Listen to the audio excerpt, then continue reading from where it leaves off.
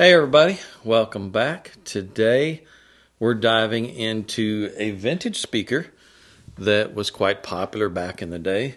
This is the Spica TC-60, which is one of their bigger models, at least in the stand-mounted configuration.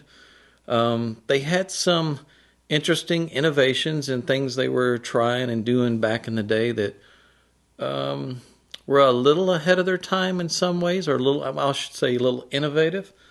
But there were some shortcomings with this configuration as well. And we're going to dive into this thing and see what was cool about this old speaker and then where it really fell short and what can we do with it. Because there's a lot of these out there. There's a lot of nostalgia around it because there's guys that remember this as being a great sounding speaker way back in their day, and they always remembered it and always wanted one or wanted a pair but never bought one, and now you can find them used for not much money. So there's a nostalgia associated with this whole product line. So let's dive into this thing and take a look at what they did and what we did with them. So let's start with the driver. Little 6-inch woofer, 6.5-inch woofer, stamped steel, polycone, peerless driver. One of their least expensive drivers from back in the day. I think the tweeter was a VIFA tweeter. And the whole premise behind this thing was this slanted baffle. They slanted the baffle like this so that the time arrival from the tweeter and the woofer would be at the same point. In other words, we're trying to align the voice coils of these things. And since the woofer's voice coil is set back in time, they slanted it back so that the voice coil of the tweeter would match it in order to achieve a near perfect step response. In other words, the arrival time is the same. However, that doesn't mean that the drivers are necessarily in phase. The time arrival is also dependent on frequency because the wavelengths are different lengths. Some of the lower wavelengths are longer, and the shorter wavelengths, of course, are shorter. So a little bit of offset one way or another at one frequency, they may be still in phase. In another frequency range, they're not in phase at all. And that's some of the problems that you get into with a speaker like this, especially with a low order crossover that was used on them. The other problem was that when they created the airspace that this thing needed for ported cabinet and to give this slanted effect, the cabinet size got rather large. And there was a lot of surface reflections all across this big front baffle. So what could they do to, how to fix that? Because the sound would sound as if it's playing from the baffle forward. And then when you put a grill on it, especially their grill, which was a thick grill, it's about 3/4 of an inch thick, and they didn't radius the inside edges or anything like that. It's just a thick grill frame. So that would totally disrupt the response. So what they did was they came up with the idea of, we'll put this giant piece of felt across the whole front baffle. And it looks like they probably had a die, and they die cut this thing. And it fit around the drivers perfectly and did away with all of this surface reflection from this baffle. Sounds like a good idea, right? However, the way this is shaped and the cut and the way it's loading the tweeter definitely affected the tweeter's response. It affects the woofer's response as well. There are some negative attributes from this, and when I started shooting responses of the tweeter through this, there was no way to get this thing to create a smooth response shooting it through this chunk of felt. So pros and cons to, it was a good idea, but in the end it definitely came with some penalties. So what's on the inside of these things? Well, I don't know if you can tell, but if you look inside, you might be able to see what's in there. And it is the cheapest of cheapest parts. I mean, the cheesiest of cheesy parts inside this thing. All iron core inductors. There's 4 iron core inductors in there. Mostly all electrolytic caps and resistors. It's tons of parts. There's 20 parts in there. 20 parts in this speaker for a first order filter. Yeah, there's a lot of additional notches and things going on in there, just trying to control the drivers.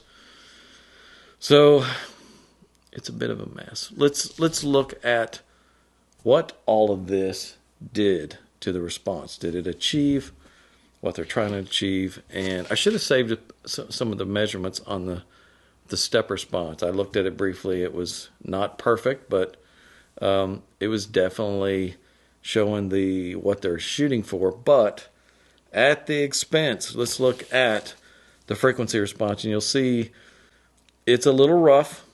I have to admit it's a little bit rough, and there's a huge sucked out area in the crossover region. But let's look at the individual driver responses. Let's look at the tweeter's response and the woofer's response and how they overlay. The overlay, of course, is in red.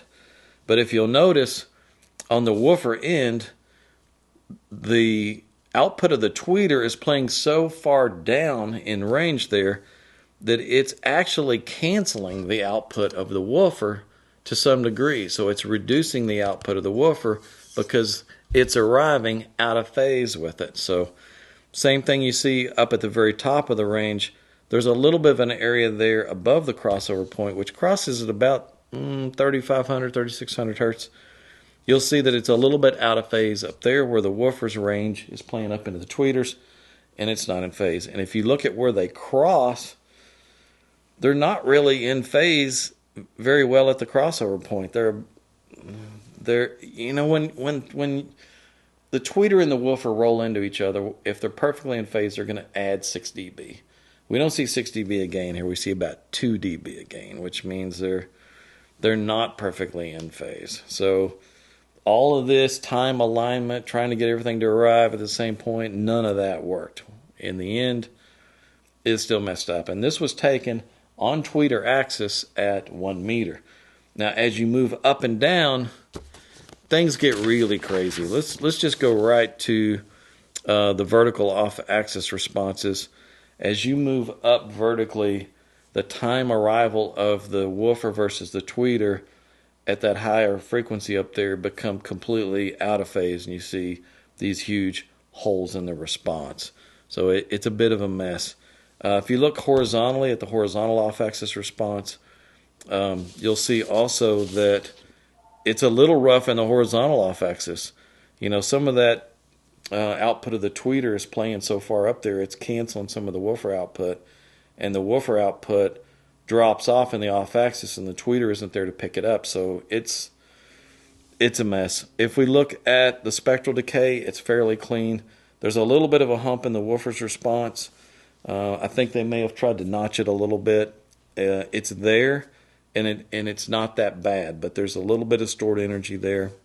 It was around 700 hertz or so is kind of where it peaked. The impedance curve on it looked fine. The tuning frequency was fairly low. It was tuned to almost 31 hertz or something like that. So it's a pretty long port that actually comes out the back, and it curves and it goes all the way to here on the inside of that box. And the box was lightly insulated too, by the way, which was a little bit of a surprise. It needed a little more damping inside. So I kind of had my work cut out for me on these. I really tried a lot of different configurations to try and maintain a little bit of what they were shooting for, but also correct all the problems. And I shot the response through this piece of felt so many times that I finally said, you know, the response has got to be jacked up because of this. Let's take this off and see what happens. And that smoothed out the response quite a bit. Now, granted, once you put the grill back on and you don't have this thing on, the grill's going to really adversely affect the response. So I did some experiment with little pieces of no-res running up the sides of the tweeter a little bit, and that seemed to work out really well. And it's getting far enough away from it where we're not affecting the tweeter's response too much, but we're doing away with some of the diffraction from the baffle, from the edges of the frame, edges of the baffle here, where it's going to have some diffraction, and the edges of the frame of the grill that goes on this thing. That pretty much fixed it. Once these are done, we may do a little bit of no-res all the way around and a little on this top area up here and do away with some of that surface reflection, but without the adverse effects of all of this mess on there. One of my employees decided to take this one on and is going to put the crossovers together for this customer and build these out on his own time over the weekend and stuff. And we're going to measure it when he's through and along the way and make sure everything looks like it's supposed to. So what did I do with these things? Let's look at the new crossover response on this thing. It looks a lot more balanced. I mean, straight across. The tweeter was playing too low with that low order crossover, even though it was crossing at 3,500 hertz. It was playing way too low in its range because of the low order slope. Now I've got it crossed at about, it's probably about 1,700 hertz, but it's not playing near as low. It rolls off with a steeper filter. There's a third order filter on there.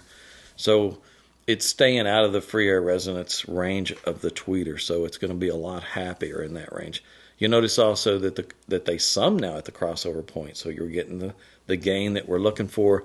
The tweeter's not out of phase with the woofer down low. We're not having a cancellation effect. So all that, huge improvement there. If we look at the horizontal off axis, we're going to see another huge improvement. We're not seeing it drop off in the horizontal off axis down low like we were. It's maintaining a pretty reasonable response, and it's dropping off up top. And it's really not dropping off that badly up top because the tweeter's already slanted back, so you're already off axis with the slant back. So as you move left or right, you're really not changing the off axis too much. So it looks pretty good in the horizontal. The vertical now looks great. You go up and down vertically in front of this thing, the response hardly even changes. It looks good. I experimented with some higher order filters and some lower order filters and all kinds of crazy things, and it was hard to keep these things in phase because of the slanted baffle. Usually with the tweeter a little forward, you can compensate for that in the filter and correct it pretty easily, but since it's slanted back, it got a little tricky. So it limited me on some of the things I really would like to do to it because it'd have an adverse effect on the time arrival of everything. So there was a little bump in the woofer's response. We talked about that earlier, right there around 700 hertz. I thought about doing something a little more aggressive to pull it out, but that also affected the time arrival of it versus the tweeter. So it wasn't much of a bump. I left it there, and there's very little stored energy. If you look at the spectral decay, you'll see that little bump in the woofer's response there, and there is a little stored energy there, but it's not very bad. It's still pretty good, so I left it that way. And the crossover that I used on there totaled 6 parts. So 6 parts versus 20 parts that were on there. So the parts count went way down. Parts quality is going to go way up. The impedance still looks good. You can see there's a little higher order filter there, so that it's changing the impedance up top. Tuning frequency is still the same. Overall, the speaker measures a whole lot better than it did. And I thought I had a total for these parts yet. I don't have a total for these parts. I will get a total for all this. It's going to be fairly inexpensive. And we're going to replace some of these binding posts. It's got dual binding posts on the back. It's the cheesy ones with the clips that slide on there. We're going to replace a set of those with some tube connectors, and I might throw in half a sheet of no-res or something. I'll put a package together for this thing and get a total on it for all you guys who own this speaker and you want to bring it up to a more modern level and get some better quality sound out of this thing. Just the higher quality parts alone are going to be just a tremendous improvement in clarity and detail. So for sure, this is about to step way up. And I know you guys are going to probably have some questions on this one. It is, again, a little bit controversial. I'm messing with an old nostalgic design, but I'm bringing it up to a modern performance level. So hit me with those questions if you want, and hit the subscribe button if you haven't. I appreciate all of you guys that subscribe to the channel. I really do. And I appreciate your comments and things. Thank you very much for watching, and we'll see you again in the next video.